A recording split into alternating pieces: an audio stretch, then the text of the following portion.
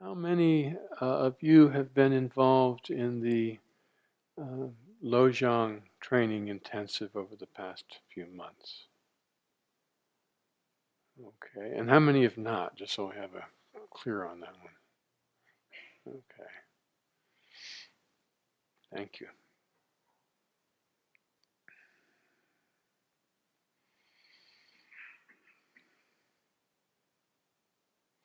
Although I haven't referred to it directly, a lot of what I've been doing this morning really has its basis in the Lojong trainings. And what I'm going to talk about now also does refer to that. Um, However, I think that it'll be understandable even if you've never heard of the Lojong trainings. Um,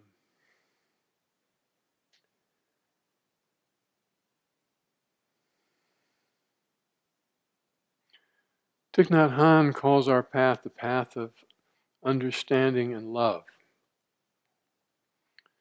And he says, you can't really have true love without deep understanding.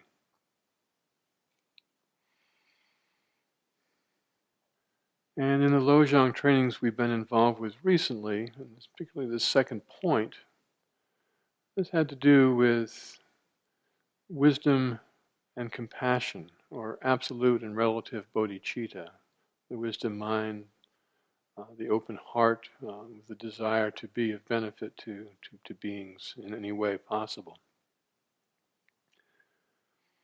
Sometimes the wisdom and understanding, or the wisdom and compassion are considered to be the two wings of a number of things. The two wings of awakening, the two wings of meditation, the two wings of mindfulness.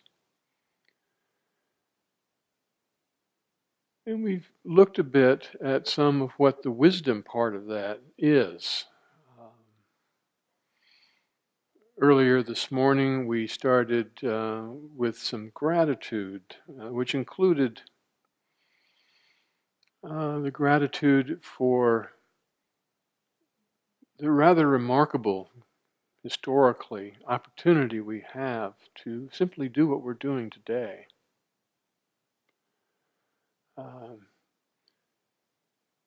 100 years ago,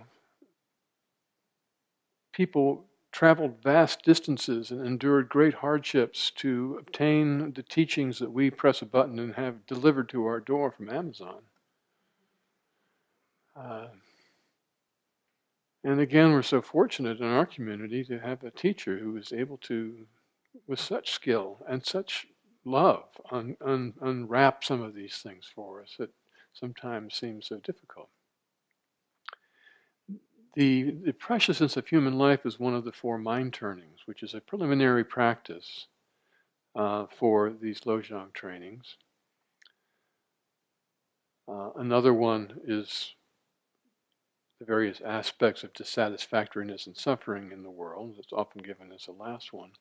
The other two are a part of this wisdom, the wisdom of impermanence and the wisdom of cause and effect, or karma, that everything is based on something else, that everything is interconnected, that everything and everyone we see is just the effect of causes and conditions.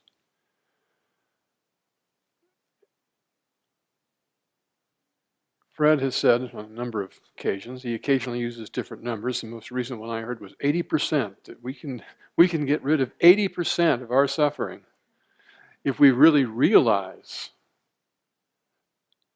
the truths of impermanence and of cause and effect. So why are we doing all this? Because we would like to suffer less, ultimately not suffer. And the same for others. So part of the wisdom that we look at is of that nature. And because of that, we practice regularly and continually with these two things, as well as the other mind turnings and other practices. So we can see with increasing clarity that these things that we think are so real and so solid and permanent really are not at all. Everything is coming and going just like a flash. That the apparent reality, an analogy that's so often used, is a rainbow. We see it. Look at that beautiful rainbow, but it's not there. It's an appearance. And all the appearances that arise for us, all the experiences that we have, are arising in our minds. And our minds can certainly give us some what's the right word, distorted information about what's happening in the world if we let it be that way.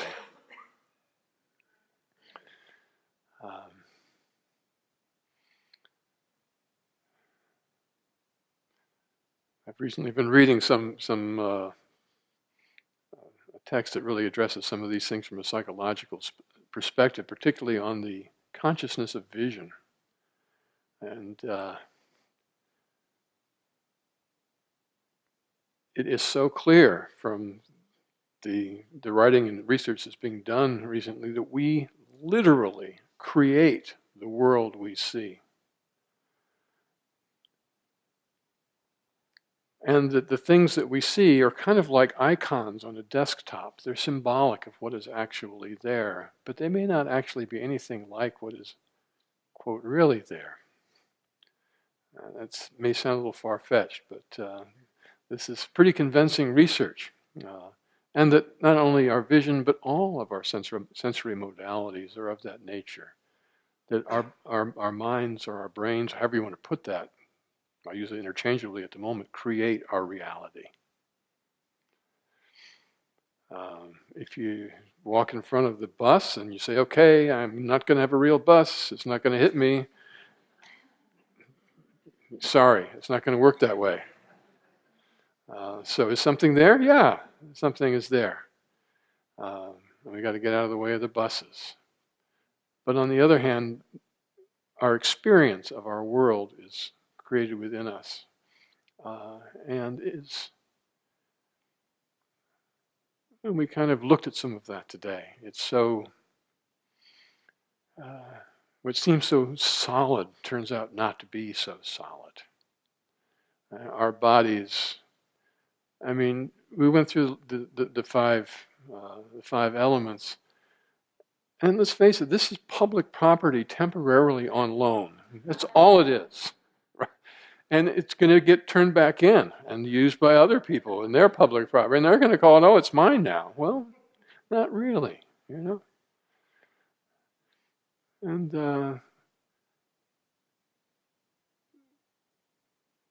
not only what it's made out of, but the causes and conditions that ever change, ever interweave, always go back and forth. Here recently, I commented that one teacher said, you know, there are no nouns. There are no things. Everything is really just a slow verb.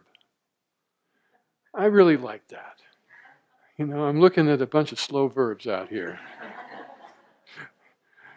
Am I not being heard back there? Slow verb, V-E-R-B. Yes, they're not nouns, they're verbs.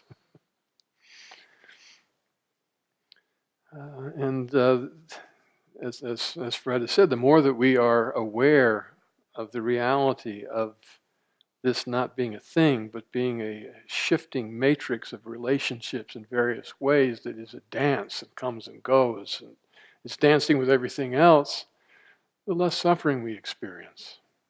Death even seems to be not what it seems to be.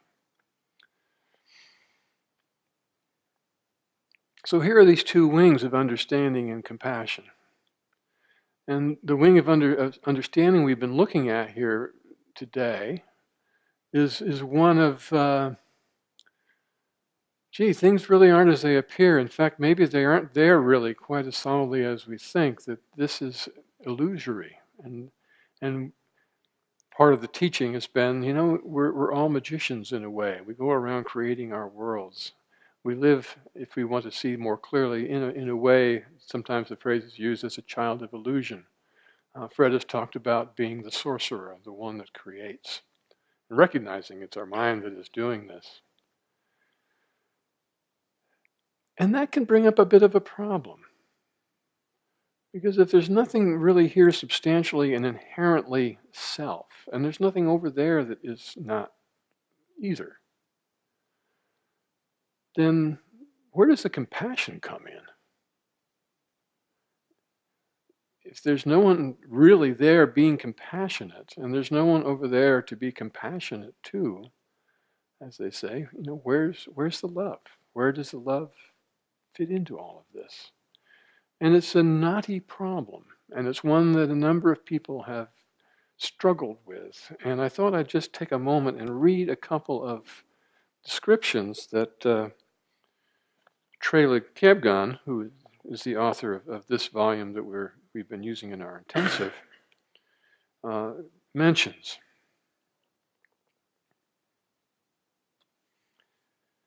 He talks about a man that he describes as a fine Buddhist scholar and student of the Tibetan Gelugpa order for 30 years, who converted to Catholicism on the grounds that Buddhism has a problem with love and compassion on a relative level, in that there can be no real neighbor to love if that neighbor is made up of only what we've been talking about.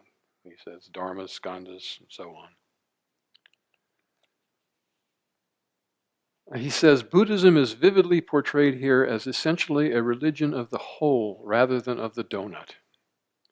For all its advocacy of compassion, he says, a compassion which will take those who suffer to the bliss of freedom, the state of one who is enlightened, or the state of a Buddha, he says, from his or own side is one of complete and utter self-sufficiency.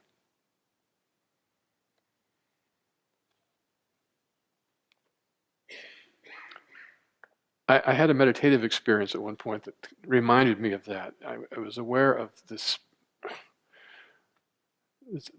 I'm not sure what the words are exactly. Vastness, spaciousness, but there was no warmth.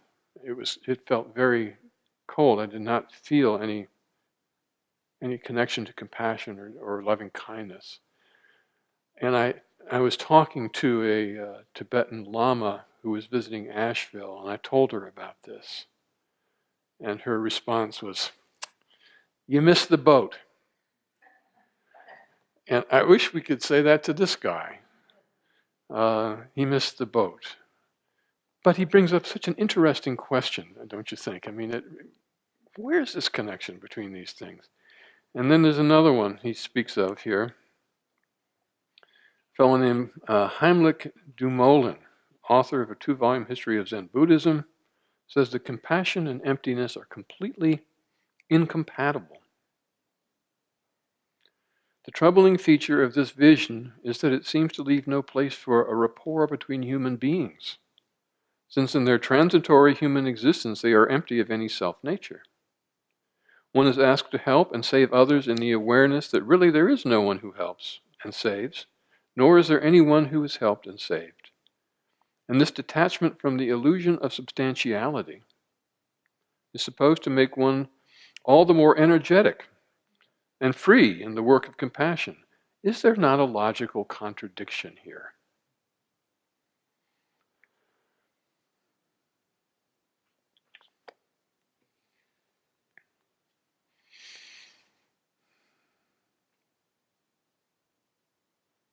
And yet, in our own practice in this community, what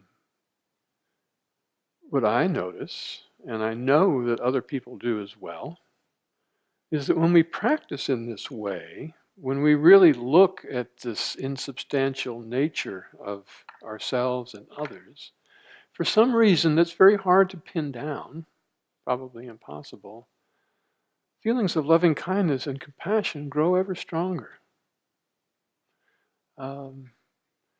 I have some quotes here from some various teachers about this question. Spoiler alert here, none of them answer the question of what's the connection. But they do say some things that I think are worth hearing.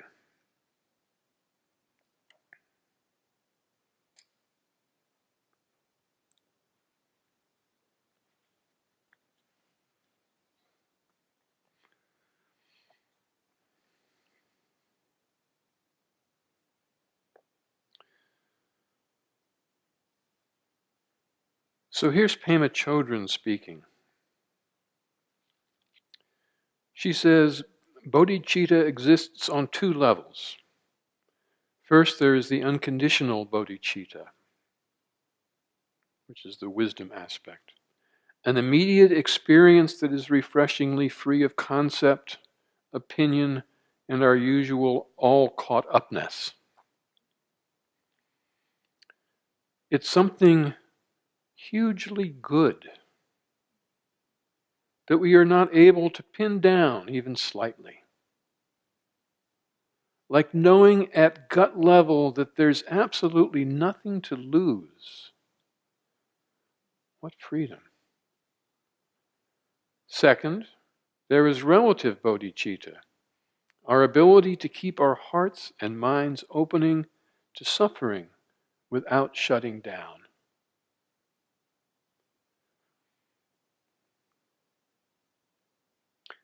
That last sentence really resonated with me because I know I do that. And I look around and I know that lots of us do that, even not in a malevolent way, not in a way of wanting to be mean or insensitive, but really kind of unconsciously. We just kind of shut the door to that group over there, or this one over here, and the critical and judgmental thought arises, and we kind of, once again, we close, and that heart is shut.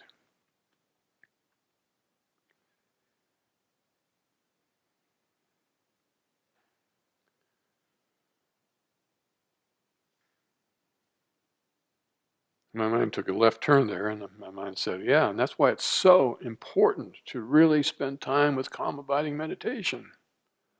Because when you do that, you create spaciousness.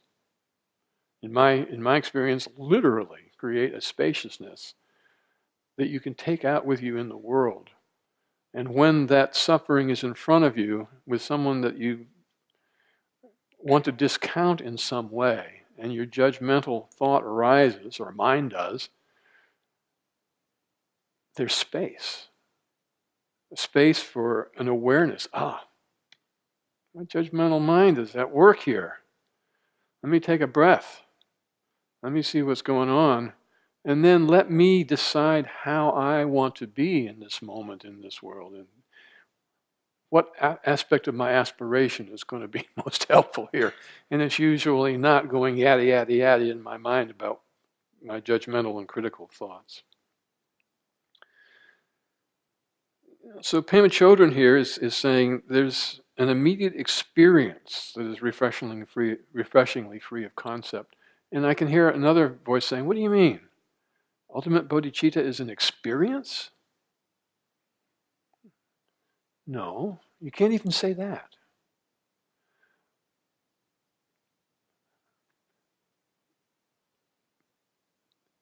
But we have an experience when we touch on that. And I just love what she said there. Refreshingly, free of concept, opinion, and our usual all-caught-upness. Nice.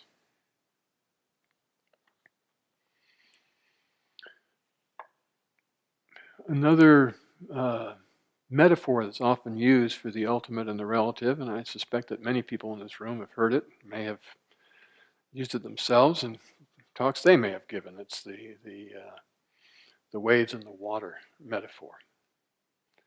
Thich Nhat Hanh uses it all the time. He talks about the little wave and the big wave, and the little waves feeling inferior, and the big waves lording it over, and then they're worried they're not going to exist. And if you turn and inquire within, as they say, if you look at what's there, what is actually present, it is the ocean itself, from which these waves have arisen, which they're going to fall away again, and it's not like looking in there that now there's a small piece of ocean. It's the ocean. It's the ocean. And having that awareness when you're looking at another wave, so to speak, that same awareness is there. It's the ocean. And there is no difference. They are the same. So there's a poem here about that. It's from Atisha, actually. Atisha lived 1,000 years ago, was one of those that was in the chain that brought us to be able to experience the Lojong slogans. And he says, between the dancing waves and the vast ocean, none has observed any separation or division. That is, they're the same. Similarly, from the spontaneous co-emergence of emptiness arises compassion that touches beings and stirs the heart.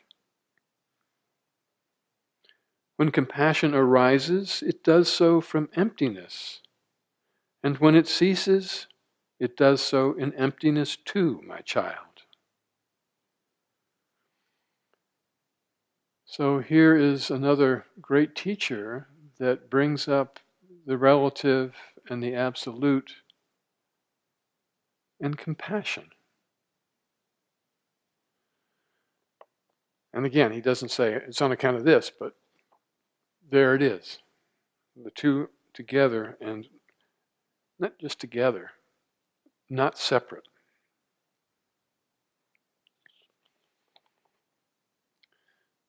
This next one I brought is a little off our beaten track, but I heard it years ago, and it really made me smile, actually.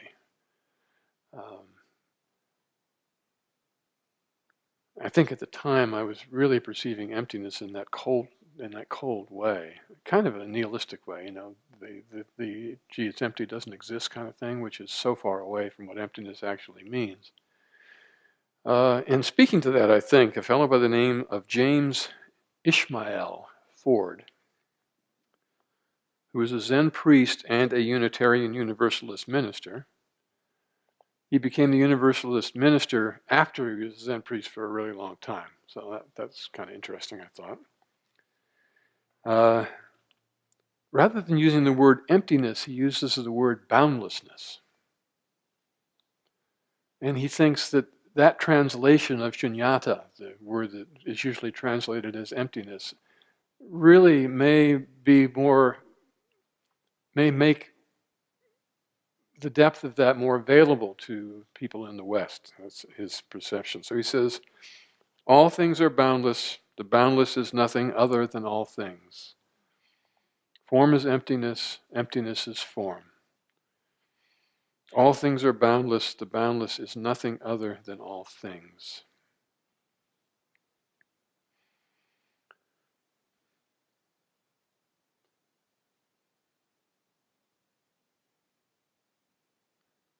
That idea for me just brings a different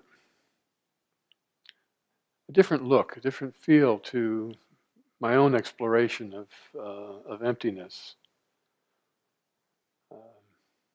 And I don't feel bad at all that I have not really realized emptiness, because I just read the Dalai Lama said the same thing. So don't worry if you're feeling like you're behind. You're not behind. What else here?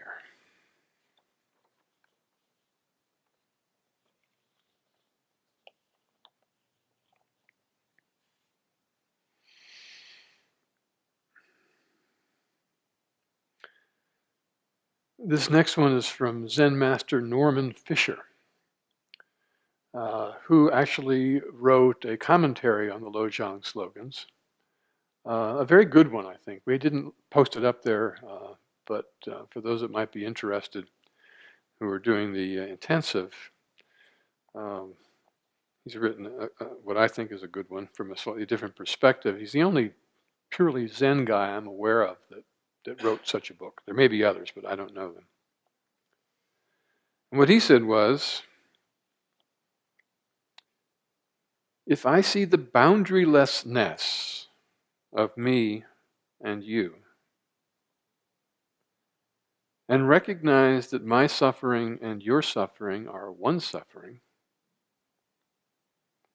and that that suffering is empty of any separation, weightiness, or ultimate tragedy, then I can be boundlessly compassionate and loving without limit. So he takes this emptiness, lack of separation, and directly connects it to the capacity for boundless compassion, limitless loving. That without that emptiness, the other would not be possible, that there really are these two wings, both of which need to be present.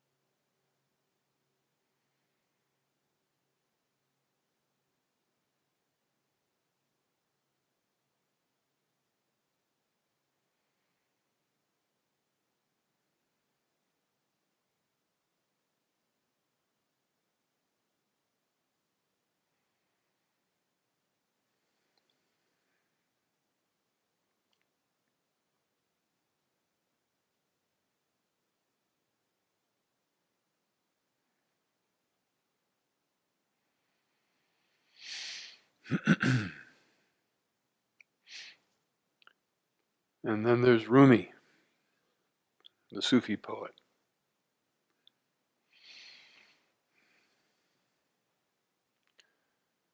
And I suspect that more than a couple of you know what I'm about to recite. Out beyond ideas of wrongdoing and right doing, there is a field. I'll meet you there.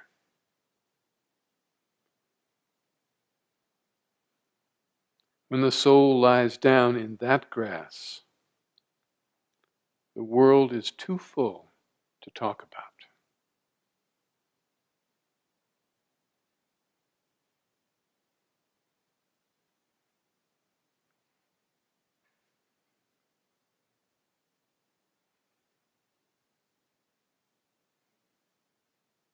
Out beyond ideas of wrongdoing and right doing, there is a field.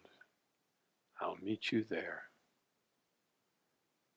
When the soul lies down in that grass, the world is too full to talk about.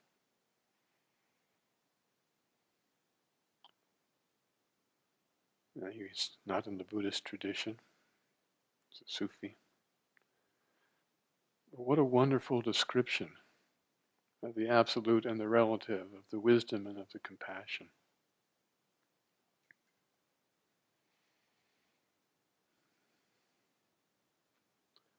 So this isn't something that the Buddhists made up.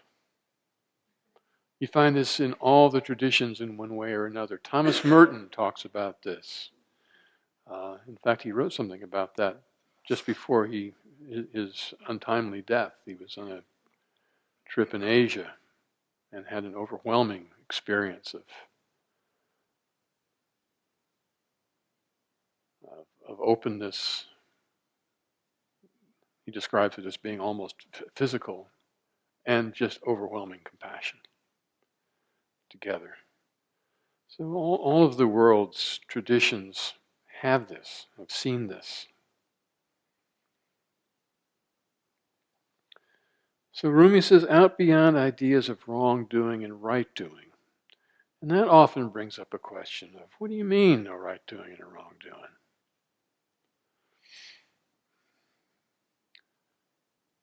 I mean, look at the world. Can we ignore Fill in your favorite horrible thing that's happening in the world.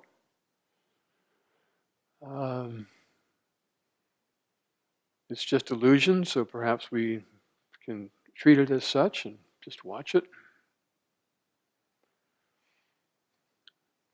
And there's a Korean Zen master who spoke to that in a very clear way. His name, I'm going to mispronounce it probably, is Seung San Sunam.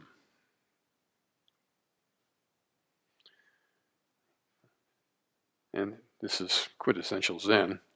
There is no right and no wrong. I can just see him sitting there. There is no right and no wrong. But right is right and wrong is wrong.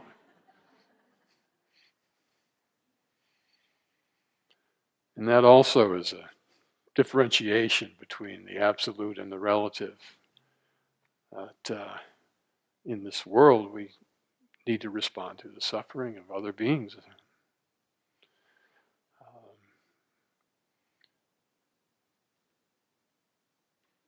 Even though we're seeing things as illusory. My mind just went to the Vimalakirti Sutra. I know there are those in the room that share that with me. But in a nutshell, Vimalakirti is a lay practitioner, but actually a lay bodhisattva, who ends up in a conversation. He falls ill, and the Buddha says, someone go talk to him. And no one will go, because this guy is so acute and penetrating in his observations and in the way he challenges people to wake up. No one wants to go because he's going to nail them, and they know it. So the one that finally agrees to go is Manjushri, the bodhisattva of deep understanding. So he says, okay, I'll do it. And he goes and he talks to Vimalakirti. And in the course of their conversation, this is making what could be short, a long story. In the course of their conversation, Vimalakirti is talking about this seeing everything as an illusion, of being the magician, of creating the illusions. And so Manjushri says, well, if that's true, what do you do with these illusory beings? And the immediate response is, must relieve their suffering. So there it is again. Why is that way? But over and over again, that's what we hear.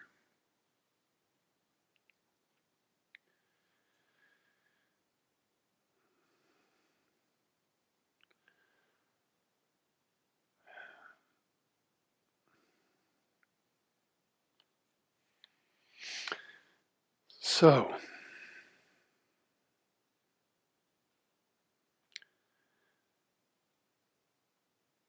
it may seem like a paradox or a contradiction, which was the word that one writer used, to both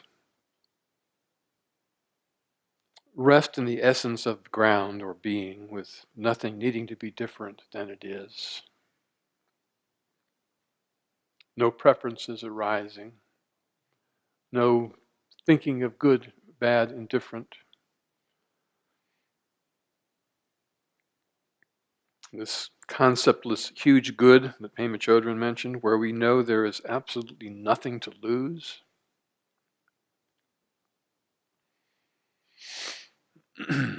So is that the practice, or it's a contradiction? What about all these suffering beings that are illusory in this world of duality and the aspiration to end that?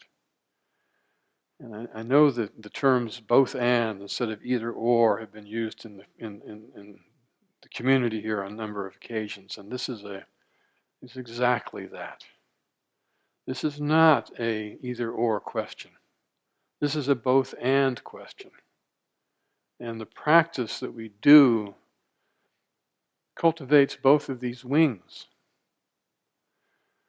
So that on the one hand, we can, it's pictured, just really opening the heart to what's happening. And yet having the wisdom and the stability to be there with it and not be overwhelmed by it. I mean, that's one aspect of this both and.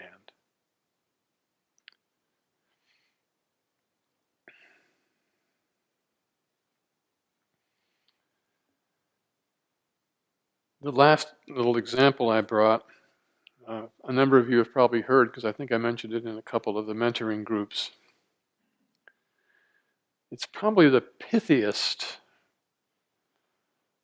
example of a description of the absolute and the relative that I know of. And it comes from the author of Zen Mind, Beginner's Mind, Shunryu Suzuki Roshi, who says, everything is perfect. And there is a lot of room for improvement. That's one you can just put in your pocket and carry around. You know, and when I find myself going off into the rabbit holes, everything is perfect. And he didn't say, but there's a lot of room for improvement. He said, everything is perfect and there is a lot of room for improvement. It's both and again.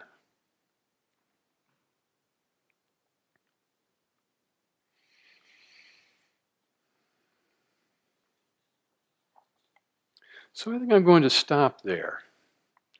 We have a few minutes before lunch. And just see if anything has bubbled up for anyone that they might like to share. I guess we should use a microphone. And I also want to invite people on Zoom to use the chat through Ellen to pass along thoughts, comments, or questions that may be arising for them.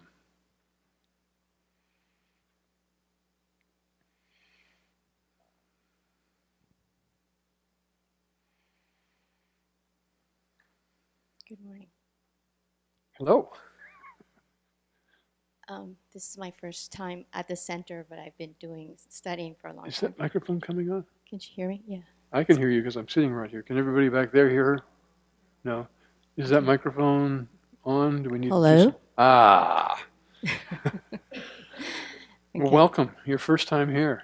Yeah, I'm doing the introductory Wednesday night program. I did the silent retreat, so it's not my first time doing this. It's just my first time here. Gotcha. So when you were speaking, the thought that I had that I wanted to share was that when she rang the bell, in order to get sound, you have to have emptiness.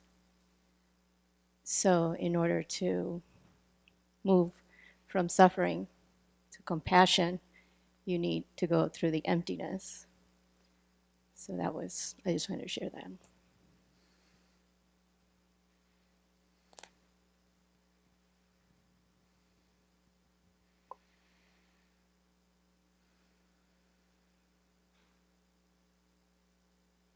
Bowing to Marilyn.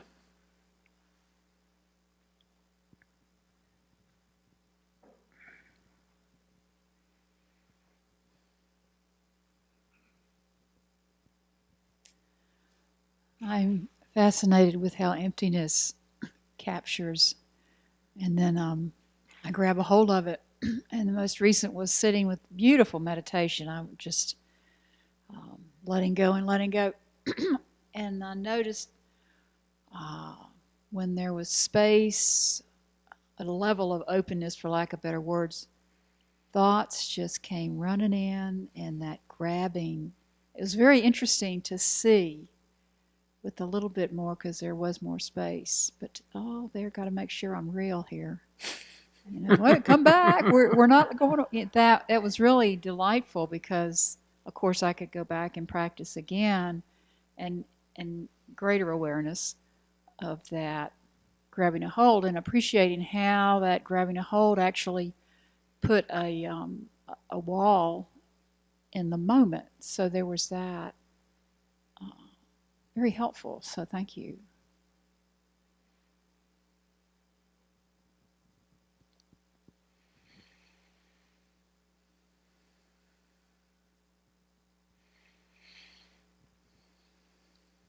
Bowing to you, Misty.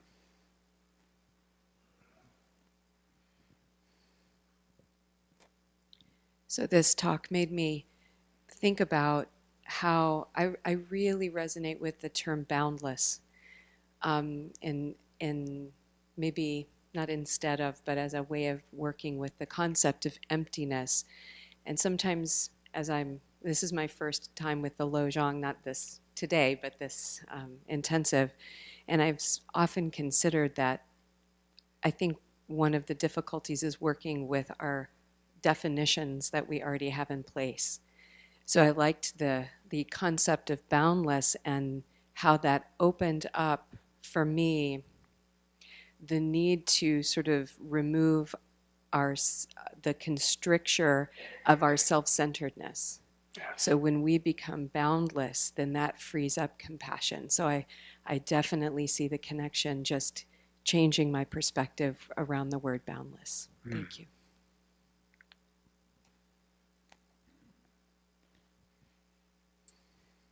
I was thinking when in the beginning when you posed a question about why does compassion arise when we're in touch with the emptiness, when there is no self. You know, I think someone mentioned too before that this awareness or this whatever this is naturally compassionate because it's just accepting, it's not rejecting. So all those concepts of the term, it just is already embracing that. And then the San Shin Shuning was the guy that you're talking about. You know how to say He's his name. a quantum school guy, Korean Zen teacher. Thank you.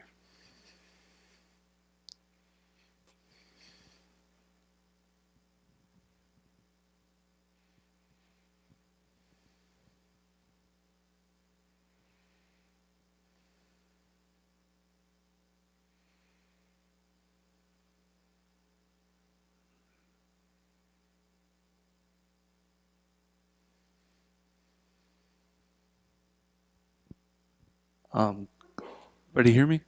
Yes. Glad to be here today. The concept of boundlessness and spaciousness, it's new to me. It comes about from time to time during meditation.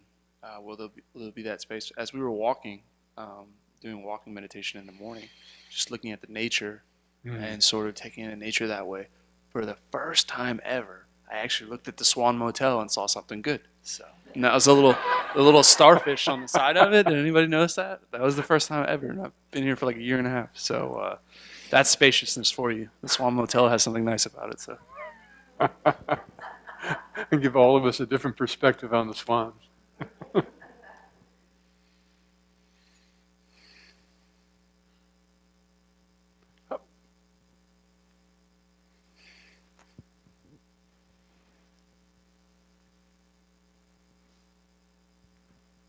Thank you. Thank you for making me think. And that's always a good thing when you challenge what I thought were solid thoughts. And that's a good thing. But it occurs to me, boundlessness, which kind of puts a positive spin on what for many people the word emptiness has a negative because of cultural baggage. But if you have empty or boundless, there's no boundaries. How can you have interconnectedness when there are boundaries? So I can see a linkage between when you start to think of where there are no boundaries, then interconnectedness is possible. A side note, somewhere there's quantum superposition, but maybe in 5 lifetimes I'll figure that out. But it's all kind of related, that once you start to put things in defined bins, here's a bin, here's a bin, here's a bin, how can you have interconnectedness?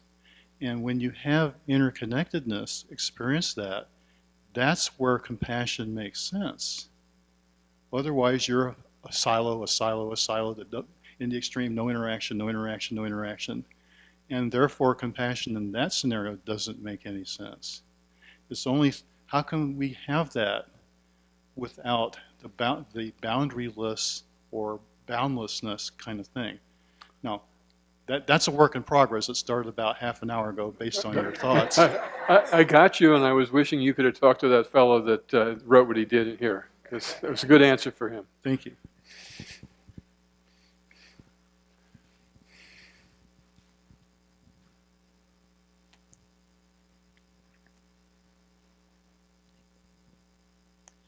A couple of us who attend the Death Cafe here have been looking at materials about near-death and end-of-life experiences. And there's some very encouraging stories about compassion that people who have gone to another world and come back, or have experienced with great experience of love and compassion, and often encounter beings made of light and love. And these are people, some of them without any religious background. So, I've enjoyed touching into that. And certainly there's a sense of boundlessness as well.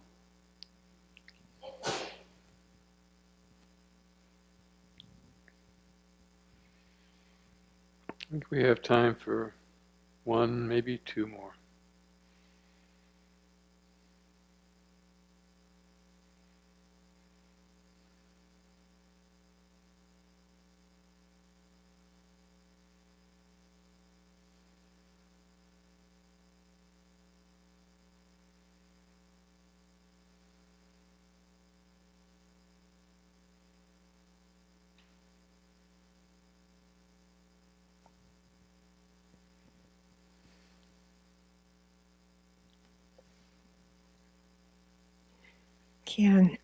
Ken, I just want to thank you so much for coming today. I know you've traveled a long way to get here, and to talk about such wonderful things that you can't really even talk about, but that point to something so wonderful. It's just, I can't believe how fortunate we are to be here to share this together. And so I just wanted to thank you for that.